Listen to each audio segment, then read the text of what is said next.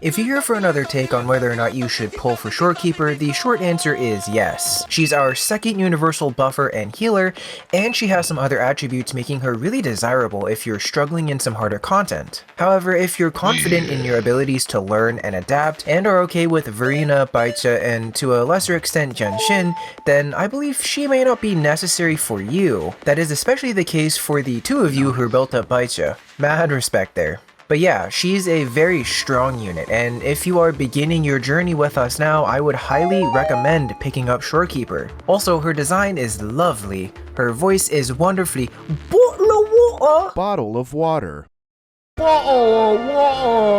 And her animations are really cool. Here's the long answer for me though, and why I think she's great, but also is potentially terrible long term for every player who makes her a permanent stay in your party. Let's start with the great things though.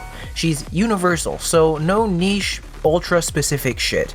She is a healer and a unique buffer, and by unique I mean she's the only unit in the game to give a critical rate and critical damage buff. But wait, there's more. She's also great at sucking small things, which I know you all have some trouble with sometimes, so she'll help keep all these small little boners in one place as you beat them off. This is an underrated part of her kit in my opinion. But wait, that's not all. Her unique intro can do hella damage, and that's great compared to Verena since she's more so, strictly a buffer and a small-time coordinated attacker. But wait!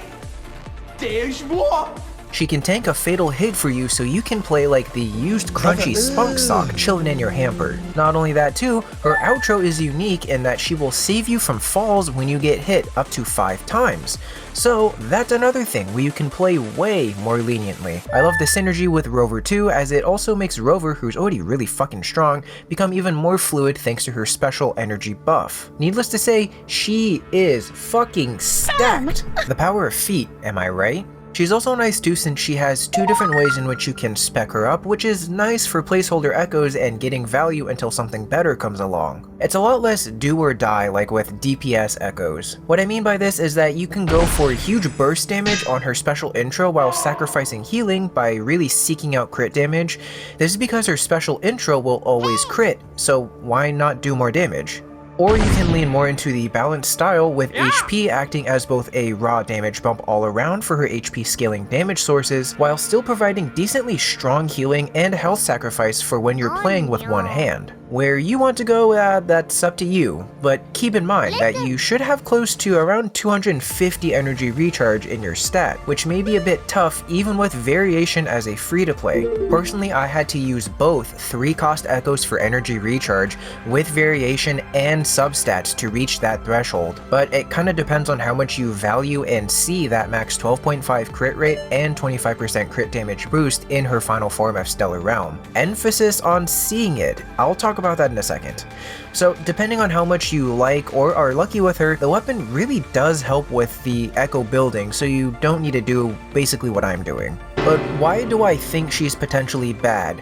Well, the main thing I've noticed is that you're locked to her big, but also at the same time, like kinda small ultimate area for buffs and healing.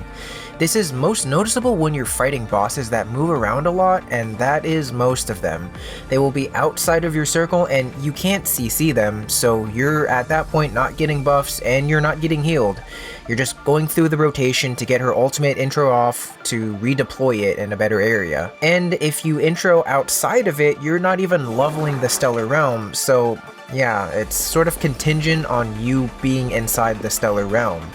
Now, Sequence 1 does fix that issue, however, as of me making this right now, there is a visual bug where the ultimate looks the same, but if you actually move out of it, you still end up getting the buffs and the healing, so just want to throw that out there. But one of the best things is that you still keep the Stellar Realm after she uses her intro, so you get to keep all of those buffs and the healing.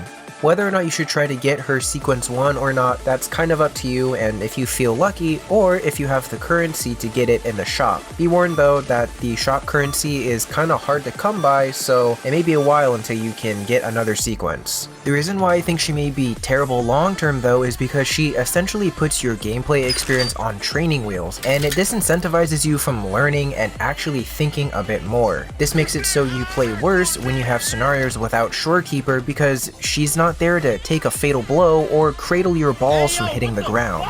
I think of her akin to Crimson Weave in PGR a bit, because she has an auto parry built into her mechanics. Add in that she also does huge fucking damage, she has long invincibility frames from her core passive, and frequent time stop. I notice that when enemies rely on parries and learning patterns, I'm worse off because I go into like an autopilot mode. I think these characters are awesome, but they are prime examples of ones that can instill bad habits to your playing, and you'll feel that in holograms if you use off teams or do some kind of solo stuff.